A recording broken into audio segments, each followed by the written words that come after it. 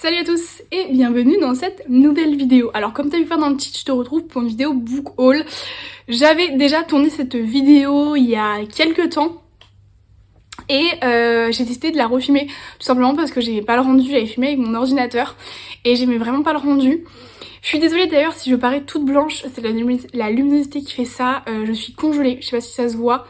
Mes ongles sont hyper beaux, j'adore, je suis fan. Bref, la luminosité est pas ouf et je suis congelée. Et du coup j'ai l'air encore plus, enfin j'ai les doigts un peu rouges, etc. Je sais pas si vous aussi il fait super froid chez vous, mais en tout cas à Paris il fait pas chaud chaud. On est passé de, en fait on passe de presque caniculaire à froid, à 29, à nouveau 12. En fait il fait 12 le matin et après il va faire 29 l'après-midi, ça n'a aucun sens. Bref, on n'est pas là pour se plaindre de la météo, mais pour faire un book haul du coup du mois de septembre. Il y a des choses que j'ai achetées qui sont pas encore arrivées. Déjà dans un premier temps, je vais me commander le livre Frost, que j'ai super envie de lire, parce que Kimi l'a un petit peu vendu comme... Enfin ça part du même principe qu'un peu la sélection, il y a un espèce de jeu comme ça où ils vont truquer. Et j'adore, j'ai adoré la sélection. Donc... ce système me plaît, donc je sais que je vais kiffer. J'ai aussi précommandé A Touch of Chaos, donc le tome 4 de A Touch of Darkness, donc de la saga d'Hadès et Perséphone, en anglais dans l'édition spéciale Waterstones. Je l'ai pas commandé pour moi, je l'ai commandé pour la sœur de mon copain. Je ne pense pas le lire, honnêtement, parce que j'ai vraiment pas apprécié ma lecture de Hadès et Perséphone. Peut-être qu'en anglais, enfin j'ai lu le premier tome en anglais et c'était à peu près passé. Donc peut-être que si j'ai relisé le tome 4 en anglais, ça passerait plus qu'en français. Je n'en sais rien. Bref, et je me suis aussi précommandé Four Wings, l'édition spéciale de Waterstone, qui est absolument magnifique. Je me suis dit, si c'est un livre que j'arrive pas forcément à lire en anglais ou qui ne me plaît pas, dans tous les cas, ça se revendra très facilement. Et c'est une édition qui peut prendre de la valeur. Donc je me suis dit, achète-la. Et même si mon but c'est pas de faire du profit dessus, hein, évidemment, sachez juste que parfois il y a des gens qui... Enfin moi c'était ma logique, quand vous voyez que le livre coûte 20$ ou 20... là en l'occurrence c'est 20 pounds, sachez juste qu'avec les frais de port c'est 10 pounds, donc il coûte 20 pounds for Swings, avec A Touch of Chaos, plus avec les frais de port etc, ça m'a coûté 45€. Avec l'échange, etc. Donc pour 2 livres, 45€, ça fait un peu mal aux fesses. Bon, c'est 2 éditions spéciales, mais sachant que c'est des livres en anglais, c'est très cher pour des livres en anglais, 45€ pour 2 livres. Hein. Faut le savoir. Généralement, je peux trouver mes livres en anglais pour 10 balles. Donc c'est très très cher. Mais bon, si ça me plaît pas, je revendrai aux alentours de, du coup, 30€. Je pense Four Wings, ça on verra comment ça évolue, etc. Mais bref, on s'en fout. Donc j'ai précommandé ça et j'ai aussi précommandé Checkmate. Il me semble que c'est ça le nom de Ali Hazelwood, l'édition spéciale de Afterlight. Je sais pas du tout si ça va me plaire, je ne sais même pas de quoi ça parle, mais je sais pareil que Ali Hazelwood c'est une autrice très très connue, que si c'est un livre qui me plaît pas ou je pourrais toujours revendre l'édition en fait. Je me suis dit toujours c'est facile à revendre, c'est des éditions spéciales, tac, si ça me plaît pas, je revends, c'est easy. Et voilà. Bref, on va commencer par ce que j'ai acheté, parce que c'est quand même un petit peu le principal. Non, je vais commencer par ce qu'on m'a offert. Donc, reprenons. Mon copain m'a offert un palais de flammes d'argent de Sarah J. Maas, publié aux éditions La Martinière Fiction, qui est le livre que je suis actuellement en train de lire. Je suis d'ailleurs au chapitre 37, donc à la page 412. J'ai lu pile poil 50%. C'est le livre que je voulais absolument lire dans cette saga. Je pense que avec le tome 1, ça va être l'un de mes préférés, tout simplement parce que je suis fan du personnage de Nesta et Cassian, enfin surtout de Cassian. Mais là j'adore Nesta dans ce livre là. Franchement c'est un plaisir. Enfin en même temps donc, Nesta fait rien pour qu'on l'apprécie dans les autres tomes. Mais là je l'aime beaucoup. Franchement j'adore sa façon d'évoluer, comment elle comprend les gens. Enfin franchement j'adore. Si vous ne savez, vous connaissez pas la trilogie, c'est pas une trilogie, la saga Un palais d'épines et de roses, on suit Feyre qui a grandi dans une famille qui à l'origine était très aisée. Sauf que son père s'est complètement ruiné et maintenant ils sont extrêmement pauvre. Elle est donc obligée pour subvenir aux besoins de sa famille de chasser et un jour lorsqu'elle va chasser dans la forêt elle va tuer un immortel. Enfin elle savait pas réellement que c'était un immortel, elle voit un loup, elle se dit qu'il est un peu grand pour être un loup classique mais elle va quand même le tuer. Et le grand seigneur de la cour du printemps, Tamlin, va venir toquer à la porte de Feyre en lui disant qu'elle a deux propositions face à elle. Elle a un choix à faire. Soit elle meurt parce qu'elle a tué un sentinelle de la cour du printemps, donc Andrea s'appelait, soit elle vient vivre avec lui à Prythian. Elle a donc décidé de partir vivre avec lui à Prythian et on va suivre l'aventure de Feyre dans le monde des immortels. Le premier tome est une réécriture de La Belle et la Bête. Il y a donc une malédiction qui plane sur la cour du printemps, où ils ne peuvent pas retirer leur masque, etc.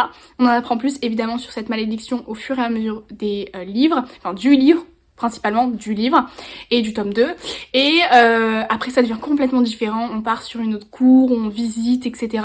Enfin franchement, c'est pas complètement différent, mais le premier tome était vraiment là pour introduire l'histoire et après ça devient incroyable, tout est incroyable, même le premier tome pour moi était incroyable. Et bref, du coup mon copain m'a offert, c'est l'un de ses cadeaux pour mes 18 ans, un palais de flammes d'argent et je suis super fan pour l'instant, j'apprécie tout autant ma lecture que les autres tomes et j'ai un reading vlog qui est en cours dessus. Donc voilà, je pense qu'il sera en ligne après ce book haul parce qu'il faut quand même que je le finisse. Mais voilà, j'ai aussi mis des post-it, enfin j'ai essayé de mettre les post-it quand il y avait trigger warning, les scènes de FFS et après les post-it des moments que j'apprécie pour avoir un petit peu, pour vous donner un avis un peu plus complet. Et parce que vous savez, il y avait la pastille un petit peu qui disait moins de 18 ans. Pour l'instant, il y a eu 3 vraies scènes. Après un peu de flirt, etc. Mais voilà. Le deuxième livre qu'on m'a offert, c'est une amie à moi qui me l'a offert pour mes 18 ans, c'est Le voleur de baiser de L.J. Chen, publié aux éditions Hugo Poche.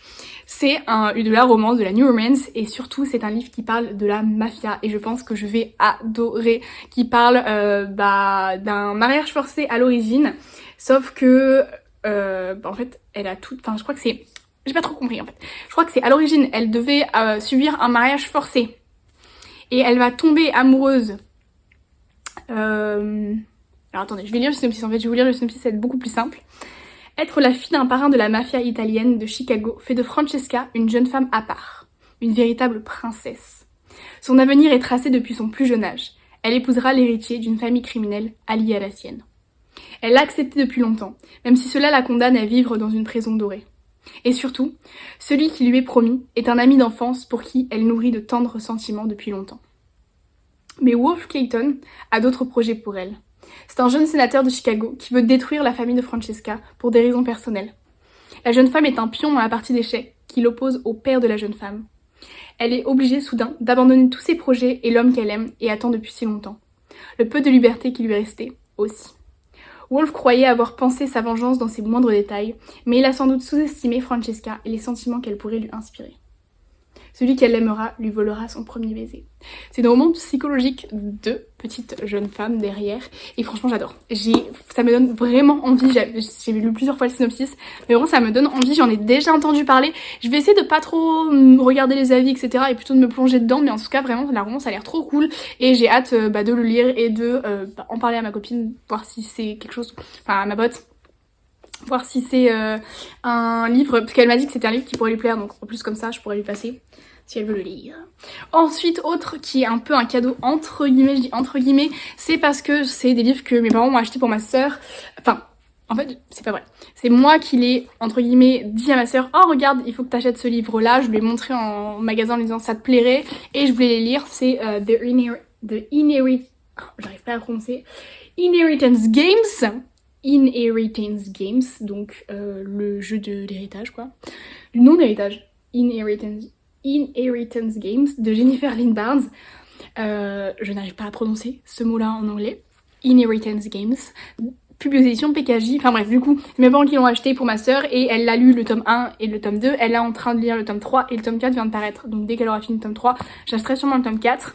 Je ne sais pas réellement de quoi ça parle, je sais juste qu'on va suivre cette jeune fille qui est sans le sou, qui est orpheline il me semble. Et en fait, d'un jour au lendemain, c'est ça. Avery Grams, lycéenne sans histoire et sans le sou, rêve d'une bourse d'études pour entrer à l'université. Son destin bascule soudain quand Tobias Horton, un célèbre milliardaire, lui lègue sa fortune. Cet argent tombe à pic, mais il y a un problème, Avery n'a jamais entendu parler de cet homme. Pour toucher sa part d'héritage, elle doit néanmoins emménager dans la mystérieuse demeure des Hortons. Elle y côtoie les 4 petits-fils du défunt, tous aussi insondables que séduisants, et surtout bien décidés à l'empêcher de subtiliser leur dû. Happé par un tourbillon de manigances, d'énigmes et de trahisons, Avery va devoir se prêter à un inquiétant jeu de dupes qui pourrait bouleverser sa vie à jamais. Bref, c'est un livre qui me tente énormément, que j'ai hâte de lire. En plus, il match mon pull. J'adore. Franchement, j'ai hâte de le lire. Ça me donne trop envie. J'ai évidemment le tome 2 et du coup ma soeur a le tome 3 qu'elle est en train de lire. Elle a pas avancé depuis cet été, hein, donc bon voilà, depuis août elle a pas avancé, donc il faudrait s'y mettre ma cocotte. Faudrait s'y mettre. Ensuite, j'ai fait une petite virée passe culture où j'ai acheté 3 poches. Franchement, j'ai été vraiment hyper raisonnable. Le premier, j'avais envie de lire des romances un peu université, etc. Et donc le premier livre que je me suis acheté, c'est le premier tome de la saga des dieux du campus, Lander, j'allais dire Lader, non, Lander, de Phoenix B. Asher et F. B. Aister, publié aux éditions Hugo Poche dans leur collection New Orleans. Bah en fait ça a l'air super, c'est juste l'histoire d'un mec qui est quarterback de foot et qui se prend pour le dieu du campus justement, pour un roi, qui se prend pour Zeus, et en fait il va rencontrer une fille qui s'appelle donc, comment elle s'appelle ?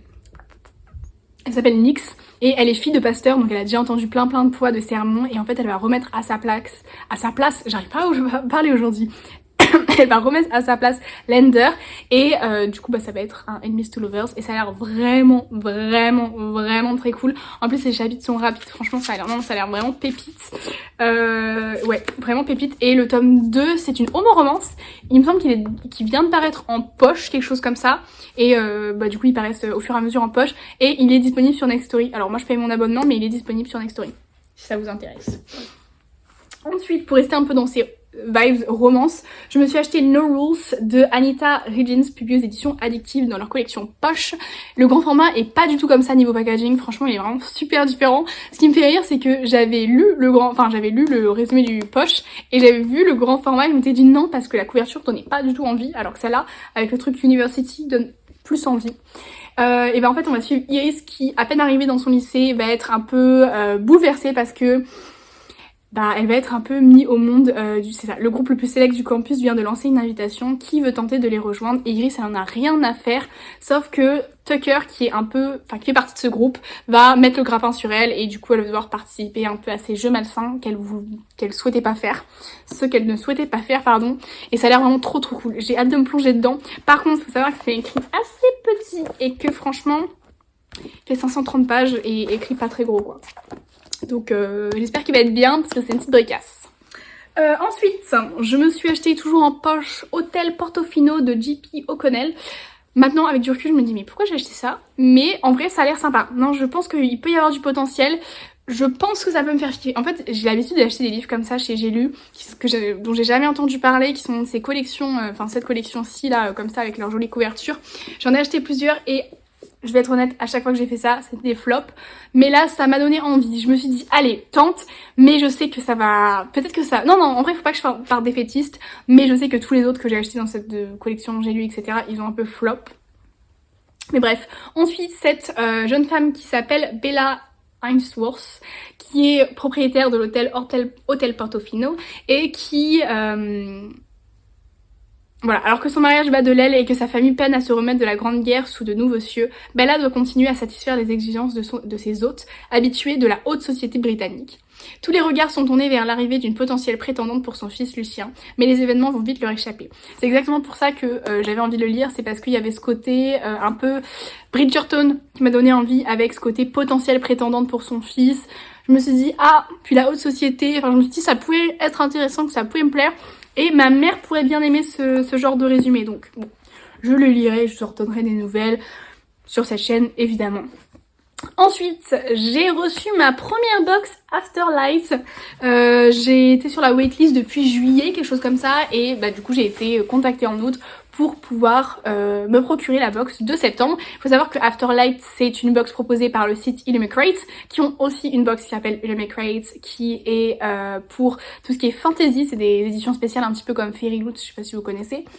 Enfin c'est le même principe en fait, et c'est moins connu quand même que Fairy Loot, c'est pour ça que je parle de Fairy Loot, et qui ont aussi une box horreur si ça vous intéresse, si c'est quelque chose qui vous attire. Ils ont une box romance, une box fantasy et une box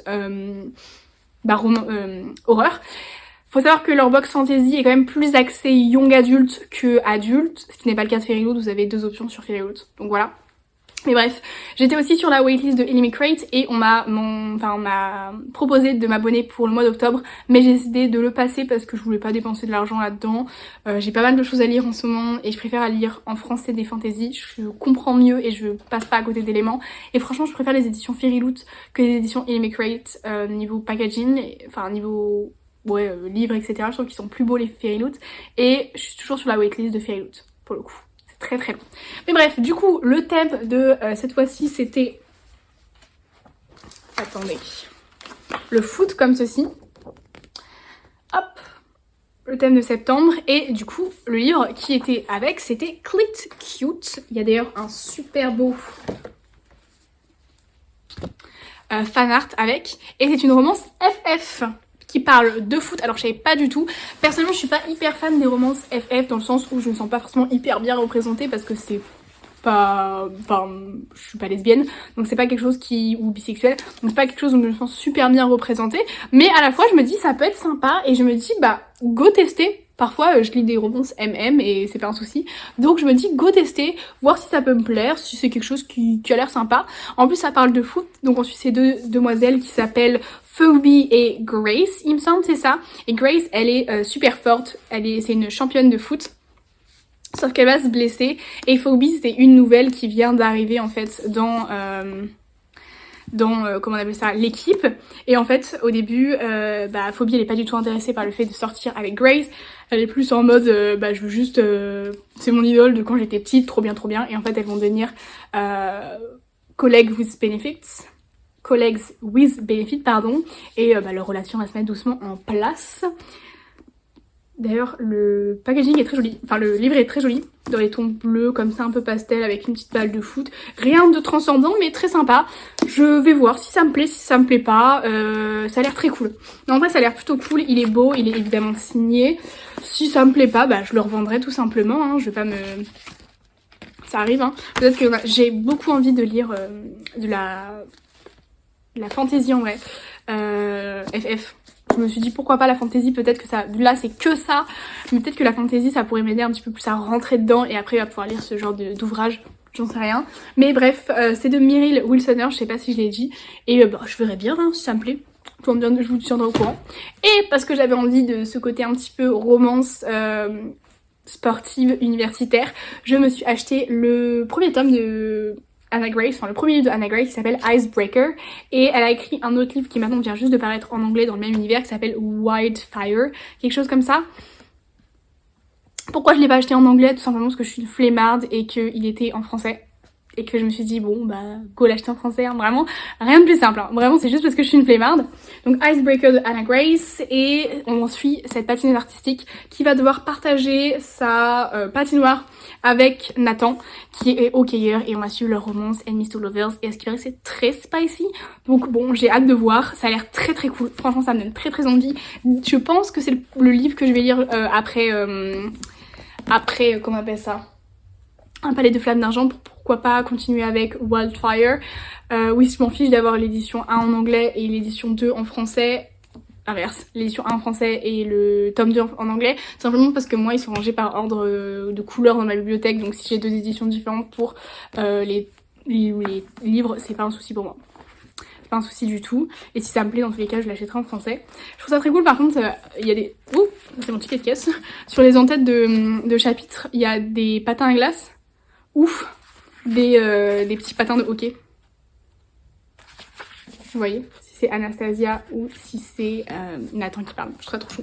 Bref, voilà pour ce book haul, c'était franchement rapide, j'ai pas non plus acheté 3 milliards de trucs, mais parfois il faut des petits book hauls comme ça, on n'est pas obligé tout le temps de faire des milliards d'achats, c'est aussi cool les petits book hauls, donc voilà, je voulais vous les présenter mes achats. Ces ongles, je les trouve à la fois fascinants et à la fois, je sais pas trop quoi en penser. J'ai mis une base noire et après j'ai mis un vernis scarabée comme ça, c'était super à la mode pendant un temps. Bon, ils sont pas parfaitement mis, hein. Je suis pas... cette main est très moche, mais je suis pas hyper forte en vernis. Mais en fait ils ont un reflet vert, un reflet violet, etc. Mais je me suis dit pour Halloween, allez c'est sympa, c'est octobre, Halloween c'est sympa, on va mettre ce genre d'ongles. Donc bon, bref, c'est tout pour cette vidéo, j'espère qu'elle vous aura plu, je vous dis à très bientôt dans une prochaine vidéo. Bye bye.